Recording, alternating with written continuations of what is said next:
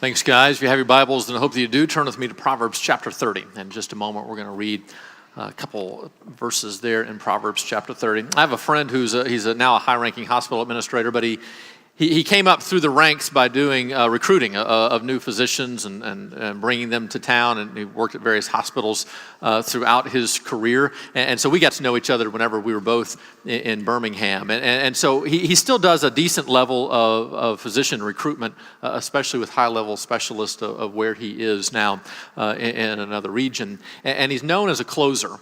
In other words, he no longer has to do the grunt work and go out and find the physicians and do all the beginning work. But now, when everything is pretty much done, it's time to seal the deal, he's the one that comes in and does that. He doesn't have a very charismatic personality. He's just very steady, very methodical, very trustworthy, almost in a fatherly kind of way. He tells you what you need to do, and then you do it. That's just kind of how you go about it. And so he told me the story one time of he was recruiting, had some people that were recruiting this physician, and it came time for him to do his thing. And so they had done all the background work, checked all the sources, all those kind of things, highly skilled, highly competent, be a great fit there for the hospital. And so they went out to dinner and always kind of set up the same way. His people knew what to do, how to engage in small talk when they were supposed to, but there came a point where he took over. And in that moment, he led them where they needed to go. And before dessert was finished, the deal was signed, agreed to, and everything was done. They would have dessert, celebrate, and then move on to the next physician that they wanted to hire. And so sure enough, everything's set up exactly the way it's supposed to set up. And at the time that he's supposed to take over, he kind of led the conversation into some little trite discussion. And he never sealed the deal. He never even talked about the deal. And he never ordered dessert. He got the check and he signed for it, and the dinner ended, and it was left kind of open-ended, and everybody was a little bit confused. And before he could even get to his car, he was getting text messages from his people going, "What happened?" And he said, "We'll talk about it on Monday."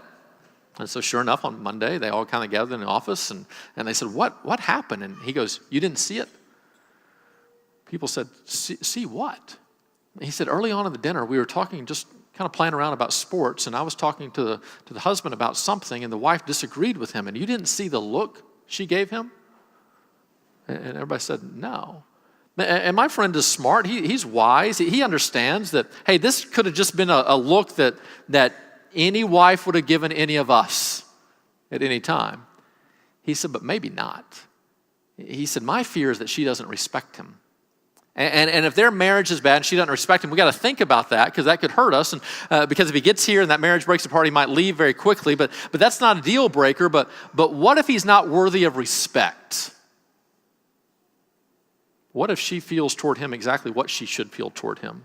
And so he told his people, he said, I want you to go back and talk to all your contacts and simply ask the question, do you respect him? But not do you respect him as a surgeon, or do you respect him as a doctor? Not do you respect his ability on the job, but do you respect him as a man? Do you respect his heart? Do you respect his character? Is he honorable? Ask the question that way. And so they did. And they didn't hire him, because he wasn't worthy of respect. He was a jerk. And all you had to do was ask the question the right way, and his old nurse would tell you the truth. And the people that were in the operating wing, and former co-workers and friends, the information was there, but it was hidden. And if you just go looking for the information that you want, you'll find the answer that you want. Do you respect him? Oh yeah, great surgeon, unreal good. Okay, that's our guy. But when you ask the question the way it's supposed to be asked, and what my friend was telling me in that moment, he said, Kevin, big things rarely reveal themselves as big things. They reveal themselves in small ways. And you can't put too much weight on a small thing, but they should raise the questions. And if you'll pay attention to the small things, you'll find out the big things. I think there's a small thing about you that speaks. It reveals something much more below the surface that none of us can figure out on our own. And we can't put too much weight into it, because you could get this one small thing right and have a heart that's as hard as stone. But I think between you and God today, we can talk about something. We can talk about a small thing. And between you and God, you can begin to figure it out. Is this just a small thing I need to get right? Or is the fact that I'm getting this small thing wrong symbolic of something much deeper that's at play within my own heart? And that small thing is simply this: how you spend your first dollar. Just $1, I think, is a small thing that can reveal some big things. Proverbs chapter 30 is where we're going to be. Now remember the book of Proverbs, it's written like a father writing to a son. His son's about to launch out into life, about to have his own life, maybe high school graduation, maybe college graduation, maybe bar mitzvah, whatever it is. His son is about to launch out into life, and the father is now warning the son of all the great dangers that are out there. And so it's an odd collection of stuff because it's symbolic of the oddness of life. And so in that we can find the very wisdom of God himself, because ultimately God's wisdom is found through the cross of Jesus Christ. And so in Proverbs chapter 30, let's just read verses 7 through 9, a beautiful prayer. A prayer that would be great for baby dedication, but people tend not to use it. And you're about to see why. Verse number 7, 2 things I ask of you, deny them not to me before I die. Remove far from me falsehood and lying. Give me neither poverty nor riches. Feed me with the food that is needful for me, lest I be full and deny you and say, who is the Lord? Or lest I be poor and steal and profane the name of my God. So we've been in the series, Be Human, Rested, Connected, and Engaged. And the concept is that we're living these exhausted, isolated, disconnected, distracted lives. And that primarily occurs because we are denying our own humanity, denying how God created us, denying our own rebellion, denying our need for him. And the consequences of that denial of God and even of ourselves is that we end up exhausted, we end up isolated, and we end up distracted. And yet the gospel, when our eyes are open in faith to what God has done for us by his grace, and in faith our eyes are open, one of the byproducts of that is he begins to reconnect our hearts. He begins to put his heart within us, to change our mindset and our thought processes regarding a lot of things in life, which result in a rest, a connection, and an engagement that is so radically different than all the lives of the people that are living around us, that it's an invitation that now draws us to the cross of Jesus. And we've looked over these last few weeks. Primarily, we've kind of been focused in on rested, even though all the topics that we've covered of lies and the sins and the weights that we carry on ourselves, they're connected to all three. And my plan was starting next week, we'd really focus for 5 weeks on connection. But I have 7 more sermons I want to do on rested, so I don't know what we're doing next week, but we'll figure it out eventually. But once again today, we're going to look at a topic that has influence on all three. Not just one. We're going to focus in on exhaustion, but it has an influence on all three, and the issue is money. And when you and I do not have a properly human perspective of money, human in the concept of who God is and who he's created us to be, and now money is an aspect of our lives, when we have an improper view of money, it distracts us. We live distracted. We don't have a right perspective. We aren't allowing money to be defined properly. And the way it distracts us is money is meant to be a tool. It's meant to be a servant. And yet, whenever we have an improper view of money, we make the servant the master. And it becomes distracting. And because we're taking commands from the wrong thing. What we're supposed to be in control of is now in control of us. And it's distracting us. We can no longer value things properly. We can no longer discern things appropriately because we are taking advice from the wrong master, which leads to a disconnect. It breaks down community. Whenever we don't have a proper view of money, we don't have a healthy community. Instead, we become isolated. This happens to such an extent because of 2 basic qualities, and that's jealousy and judgment. When we don't have an improper view of money, instead of seeing money as a servant, we see money now as a defining factor of somebody's worth and value and significance. And so we begin to judge them and evaluate them through a lens, through the master of money, which breaks down community. Because those that have more money than us, we're jealous of. We can't focus on their hearts because we're focused on their stuff. We can't love them properly because we're desiring what it is that they have and what they can do for us. And so instead of being in a healthy relationship with them, we are now in a relationship where we're hoping secretly to gain something from them. We're jealous of them. And so we think to ourselves, why do they have it and I don't? Why did they have these opportunities to make this money? Or why did they get this money when they have no talent? Or why did they get this money when clearly I'm more skilled or qualified? We've all thought that about the Kardashians. Let's just admit it. And so now we're jealous of them. Well, jealousy destroys community.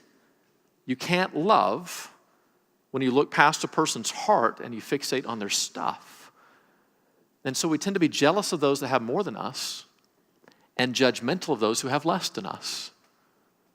And so we think, well, we had tough times and they've had tough times. Why don't they have as much as we do? And so do you know that the average American now sees poverty as a conscious choice? As a choice. The average American now looks at somebody who is poor and go, well, you chose that. You need to choose better. You need to work harder. You need to do better. And while there is some truth, why it's possible to be poor because of choice, why it's possible to be poor because of bad choices that we have made, by and large, poverty is not dictated by individual choice, but by systemic problems in our culture, in our government, in our society, and in our mindsets. They're not poor by choice. They're poor by system. And if you were to be placed in the same system, you would be just as poor, maybe just more bitter about it. And we can't properly love somebody that we're judging, that we're looking down upon. And so whenever we have an improper view of money, it destroys community. Maybe this is why Jesus talks so much about money. Because he wants to build a community, because he wants to build love, because we were meant to relate to one another in this equal kind of relationship in response to God's grace. But whenever we have a skewed view of money, we're either jealous of people trying to get stuff from them, or we're judgmental of people thinking, you don't deserve a seat at this table anyway. And so he calls us out of this perspective on money into a proper view. And whenever we're distracted, making money the master, not the servant, and whenever we're being jealous and judgmental, breaking away community, that leads to an exhaustion. An exhaustion, whereas meaning and value can be found as we live out God's purpose in our lives and we're in a loving community with a diverse group of people. Now, because money is the master, we make it the ultimate pursuit and we end up on this endless treadmill, deceiving ourselves into thinking that the carrot at the end of the treadmill, if we can ever run fast enough to catch it, it's going to give us everything that we desire. Not realizing that one, we're never going to catch it. And two, even if we did, it is just an empty carrot. That means nothing to us. And so in part, we are exhausted and isolated and distracted because we have an improper view of money. And the gospel of Jesus now calls us into a different perspective. To now evaluate money in a proper human, God-centered way, to see it not as the master but as the servant, to now value community over money itself, and to now find a rest in that we don't have to get on this treadmill that everybody else in this society is actually in. Let me give you a simple test. Do you view money properly or not? Let me give you a very simple test. To the extent that your community is diverse, socioeconomically, truly diverse, that might be a revelation that you have a proper perspective of money. Because you view money as a servant, not the master.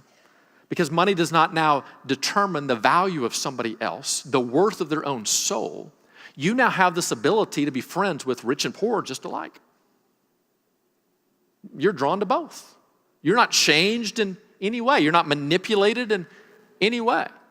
And so your community begins to take on that diverse kind of socioeconomic feel because money is not your God. But whenever you have an improper view of money, because of jealousy and judgment, you tend to only form community with people who are kind of like you and kind of make what you make. That way you're really not that jealous of them and you're not really that judgmental of them. And so to the extent that our communities are monolithic And generally speaking, they look like us. And this doesn't mean, oh, I know one rich person, I know one poor person, I must know God. This means how diverse is the people you interact with on a regular basis? How often are you serving somebody who makes less than you? How often can you confront in truth somebody who makes a whole lot more than you and might own you? How much can you just have a genuine friendship with people across an economic spectrum? Well, if you can, it could be that you have a good view of money. For the rest of us, it shows that we don't. And the gospel is inviting us into a different way. And so in Proverbs chapter 30, we see now the father launching his son out into life saying, hey, there are some things out there that you got to pay attention to. Some things that can destroy you. And so he's valuing this concept of wisdom. Now, before the cross, he's valuing this concept of wisdom, a wisdom that ultimately will be displayed by Jesus on the cross. This wisdom that makes no sense to man, but is actually the very wisdom of God.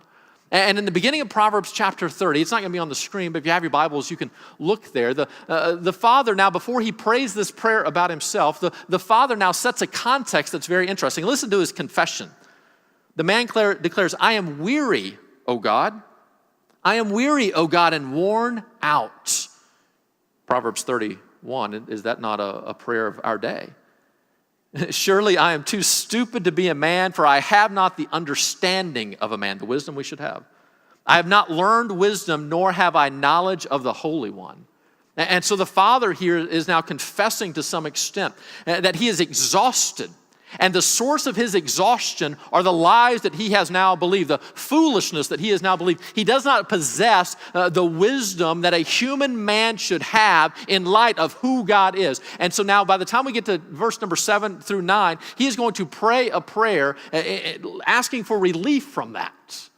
And so he prays this very simple kind of prayer. Two things I ask of you, O God. Two things. Keep falsehood far from me. Keep falsehood far from me.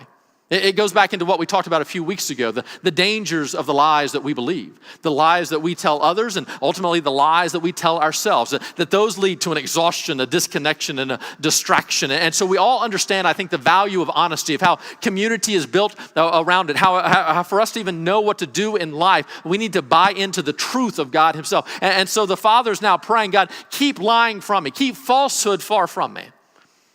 But then he goes on to pray. Give me neither poverty nor riches. And we all amen the first part of that prayer. Lord, give me neither poverty. Amen. Because we understand the difficulty in that. And the Father here prays about the difficulty in that.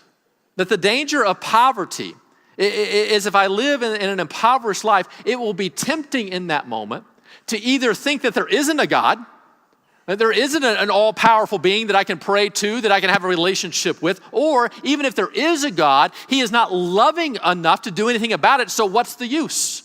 And then within that, whenever I fall for that deception, I am then tempted to take my economic state in my own hands and to go out and steal, and in so doing to profane the name of God. But he doesn't stop there. And as Americans in Western culture in 2017, where all generations from the past and everybody around the world today would look at us as rich, no matter where we are economically,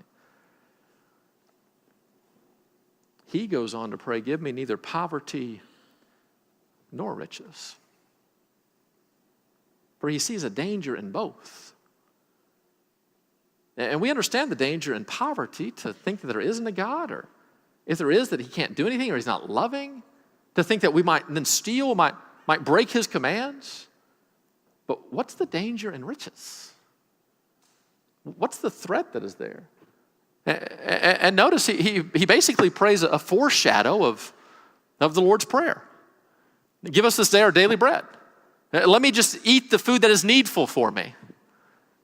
He wants this kind of middle ground because he sees more than we see. While we only see a danger in poverty, he sees a danger also in riches.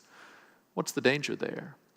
The danger is that we might have our fill and have no need of God. To think of ourselves, any problem that we have, we can fix.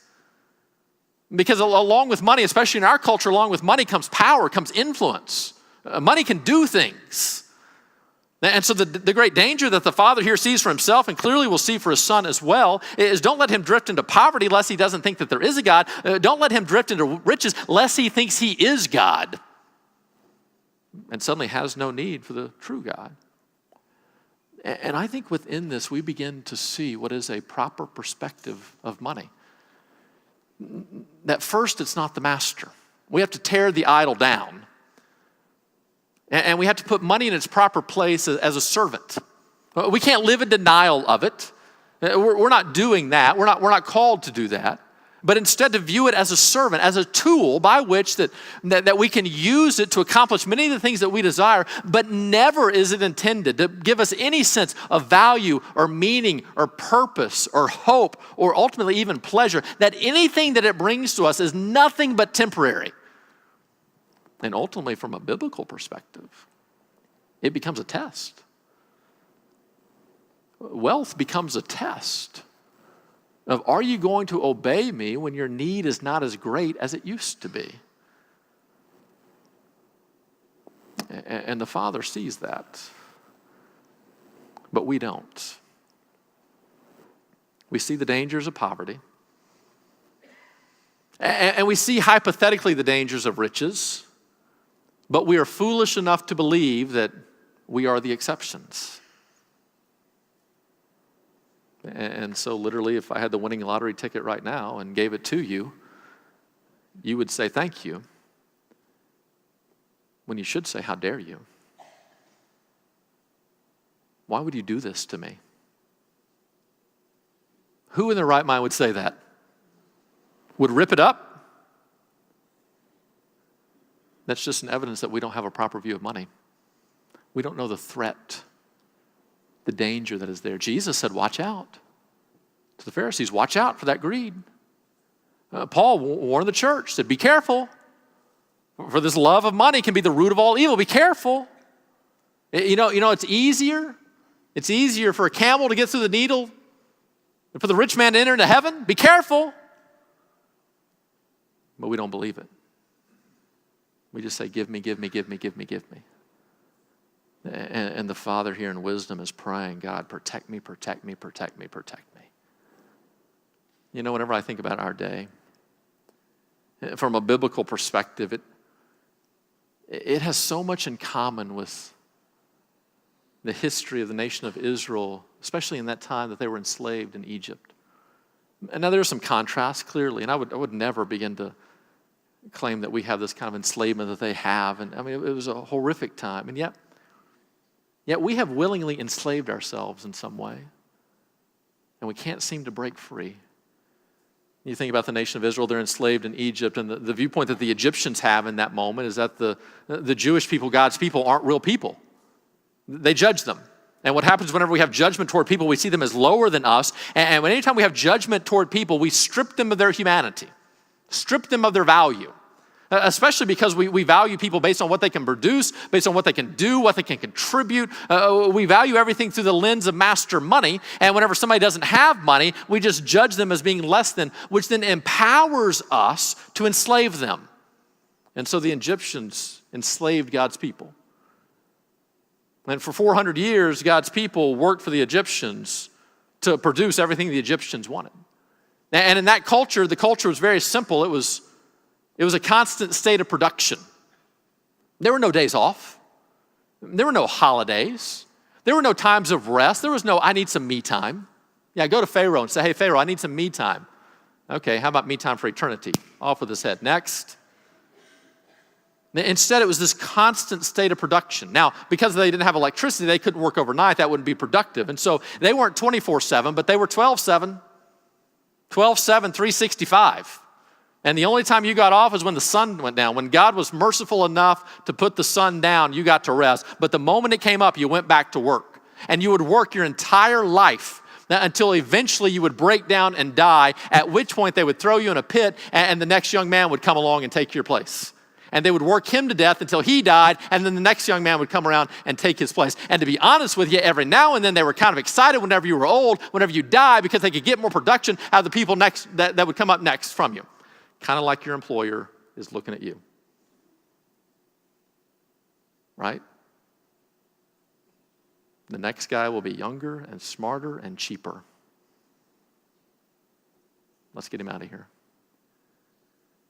And we now live in this nonstop production culture.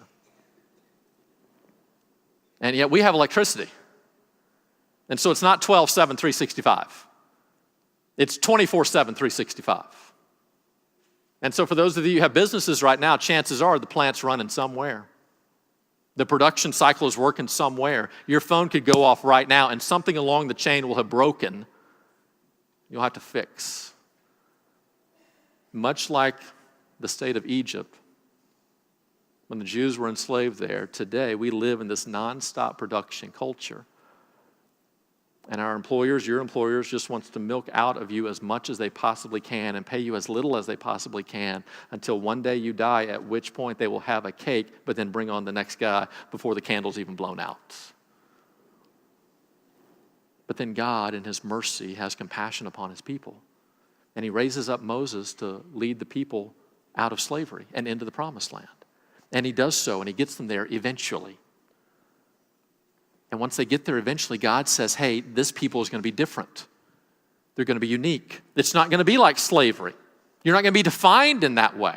Your value is not going to be based on what you can produce, what you can accomplish. Your value is going to be placed on the fact that you are my children, that I am your God and you are my people. And so to mark you off as special and unique in this world that is 24/7, 365, you're going to take a day off. Oh my God, a day off, a holiday. Is it Christmas? Not yet. What is it? We get a day. Oh no, not one day. You get a day a week. A day a week? Not a day a year, we get a day a week? A day a week. That's what you get. But how are we going to make it? Now, I mean, the Egyptians had to work 365 and hold on to everything they possibly could that they produced just to exist. We are never going to be able to make it if we only work 6 out of 7. And he said, I'll take care of you. Trust me. As a sign of your trust, as a sign of my lordship over you, just work 6. And then on that 7th, take the day off. Celebrate me. It'll be a testimony to the world about me. It'll be a reminder to you about me. It'll be a day of rest. And you'll actually be more productive in the 6. And literally just working 6 out of 7, you're going to be more productive than this Egyptian culture that's working 365. And to the people, it was just too much to even think about. But God said, I'm not going to stop there. In Egyptian culture, you had to hold on to everything you could. There was no charity. There was no giving away. The Egyptians didn't come around every now and then and say, hey, enslaved Jews, you're doing a great job. We're going to give you a little extra here to cheer you up. They had to hold on to everything they had. Everything they produced was so special, so important. They had to hold on to it. And God said, well, when my people go to the promised land, and not only are you just going to work 6 out of 7 days, you're going to take a day off, but of your first fruits, the first part of your crops, the first part of your herd, the very first part, you're going to let go of. You're not going to hold tightly to it. You're going to let go of it and give it back to me. As a sign of your trust, as a sign that ultimately, God, you are my supply, that every good gift comes from you anyway, and so I'm going to give back to you, recognizing that you're the source of this to begin with, but then beyond that, I'm going to give back to you, trusting that even as I live off the 90%, you're still going to take care of me. Even as I only work 6 out of 7, even as I only live off of 90% of what I make in those 6, you're going to take care of me, and I'm going to trust you. It's going to be a sign now of your lordship over us as I obey. And I can't help but wonder, is it possible that in part that once our eyes are opened by God's grace in faith and we follow after him, that as we are operating in this culture that is so much like that Egyptian culture of old, is it possible that it is God's invitation out of exhaustion, out of isolation, out of distraction, and an invitation into rest and connection and engagement to mimic those old disciplines? Not as a legalistic kind of format of, I'm going to do this to get that,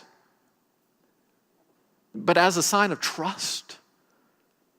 That God, even in this culture that says you better work every single day and even then you're getting behind, I'm going to take a day and connect with you, connect with family, and spend a day where I'm not doing, but I'm being, where I'm not defined by production, I'm defined by your love for me. And in this world that literally has to cling on to every dollar, I'm going to hold loosely. The first one that you give me, I'm giving away. But even the rest, I'm going to hold on to a little bit more loosely because I don't want to be infected by this disease of greed. Is it any accident that for generations now the church has held on to, we need to worship? Yeah, we don't live under Old Testament law, and so we no longer worship on Saturday, we worship on Sunday. It's the first day now. It's the Lord's Day. And symbolism of the resurrection of Jesus on that first Sunday. Yeah, we have the freedom now to celebrate him at any moment, to experience the heart of Sabbath whenever we want to, but that doesn't take away now the discipline and the importance of once a week, to gather together, to be recharged, to have a day not defined now by producing, but by being. Is it any accident that the early church began to pick up on this concept of sharing resources together? And yeah, we live in New Testament times, and the concept is to be a cheerful giver, and so the New Testament allows us to give more than 10%. But that basic foundational principle is still at play. And is it possible that in part we're living exhausted, isolated, distracted lives because we're mimicking our culture of 24/7, 365 production, hang on to everything you got? And these fists that are constantly clenched are wearing us out. And you can't extend a hand of friendship when a fist is clenched. And you can't lend a hand of submission when a fist is clenched. And we are exhausted and isolated and distracted. All because we have submitted ourselves to the master of money. And Jesus says, it can't save you. You have to submit to me. And our eyes are opened by his grace, and in faith, we let go. And we surrender. And then, not in a way to do in order to get, but instead, because we have received, we now discipline ourselves because we don't want to be reinfected by this disease. We now obey him. And so I wonder today, how do you spend your first dollar? Just the first one.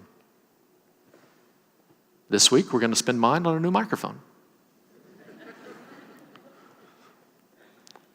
How do you spend your first dollar? Do you clench onto it with all that you got? If so, what an exhausting way to live.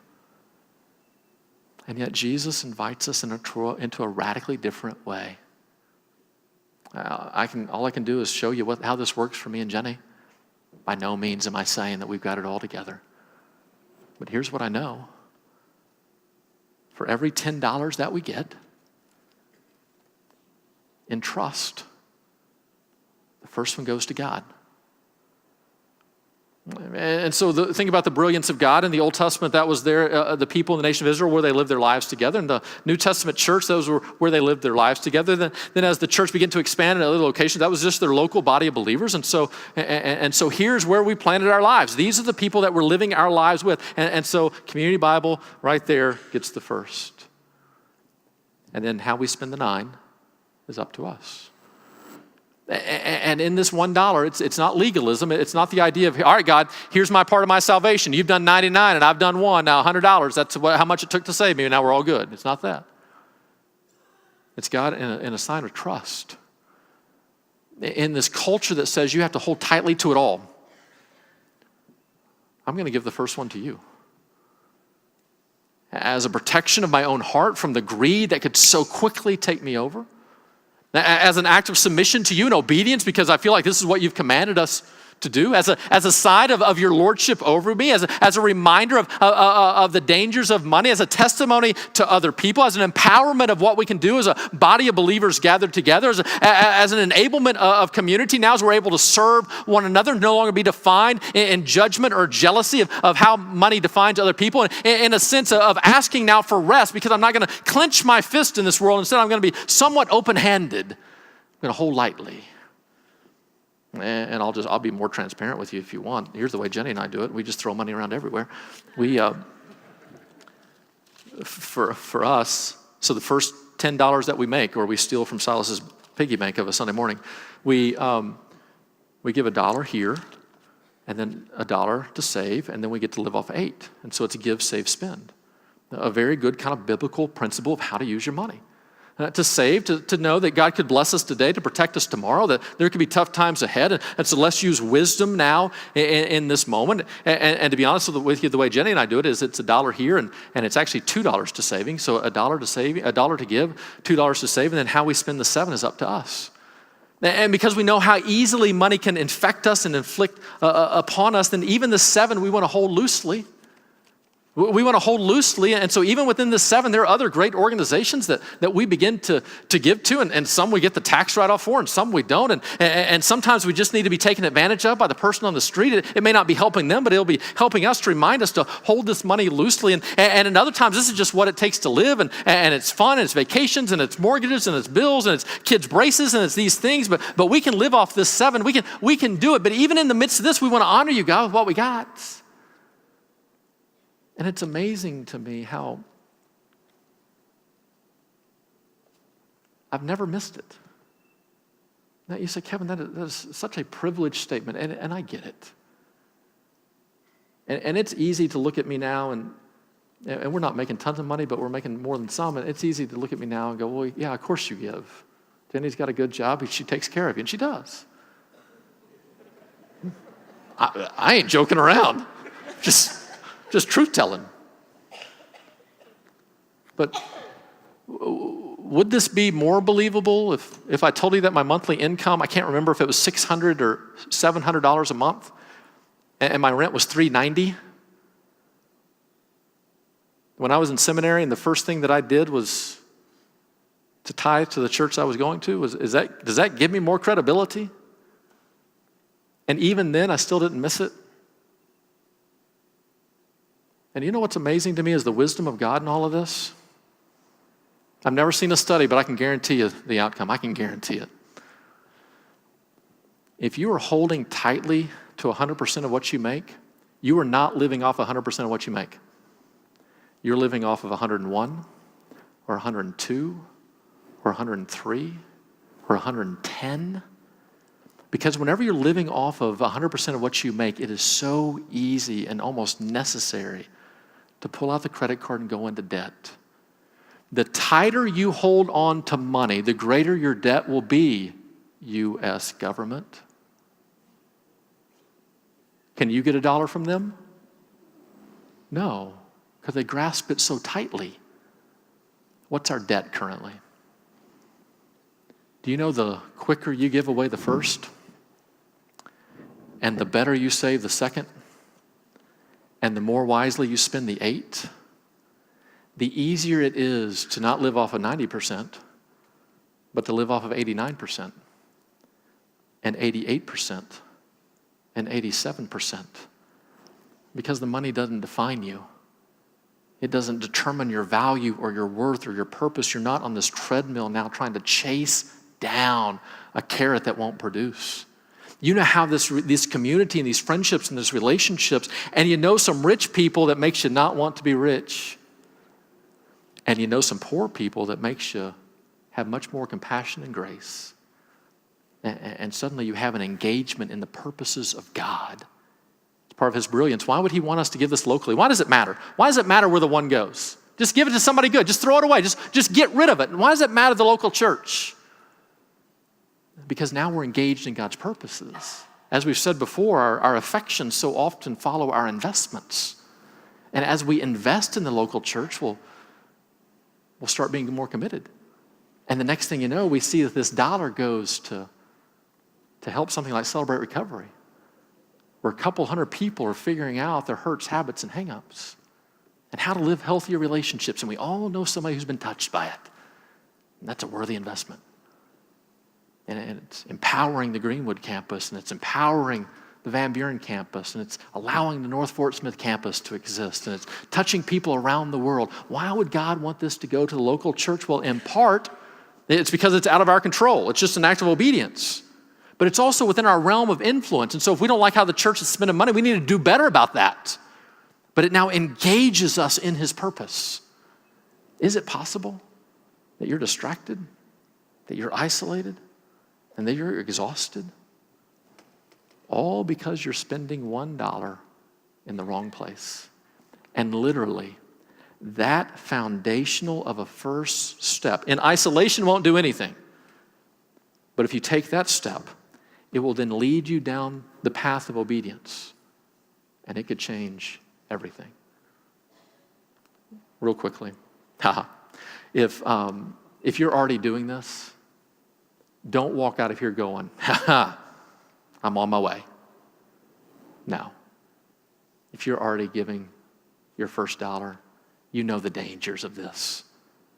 Go back and look at the other 9 and say, God, rid me of greed. What can I do? What do I need to do? If you're not giving this first dollar, you think to your own heart, man, I need to. And yet you get home, you look at your finances, and you can't. And so then you very quickly begin to write the story of, I want to obey fully, but I can't obey, so I might as well just do nothing, and I'm just going to be a disappointment to God. Don't do that. Here's what you can do. 1%. Not 10. 1%. Start there. Get home today. Do what I did in preparation of this sermon. I went back and looked at our 3 past tax returns. And early on in the tax return, there's a big number up there before any deductions, before anything. That's my number.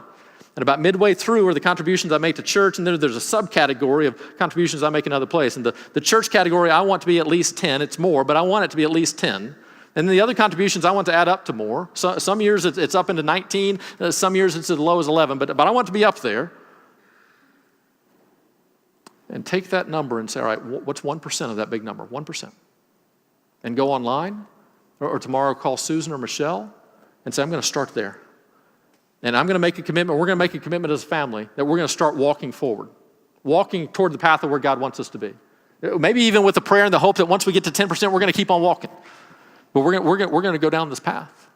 And here's the thing. If you're afraid of this and you're a new believer, you've never heard of this, I'm not trying to get money for us. That is not my goal here. But I can't begin to explain to you the principle and the brilliance of God in this whole process and why he began to do it. But here's what I can do for you. If this is brand new to you and you don't know what to do, call Susan tomorrow and say, hey, I listened to yesterday's sermon. I want to start. I'm not going to be at 10%. Here's what I'm going to be at 1%. But put me on the list. And that list will simply be this. We'll just track everything you give in October, November, December. And on December 31st, if you're in need, call us up and say, I need it all back. It's not working for me. I don't want to do this. And we'll pay you every penny back. It's not about money. It's about trust. It's about lordship. It's about obedience. It's about our desperate need of unclenching our fist and finding rest and connection and engagement in the way that God has called us to. Would you bow your heads in prayer with me?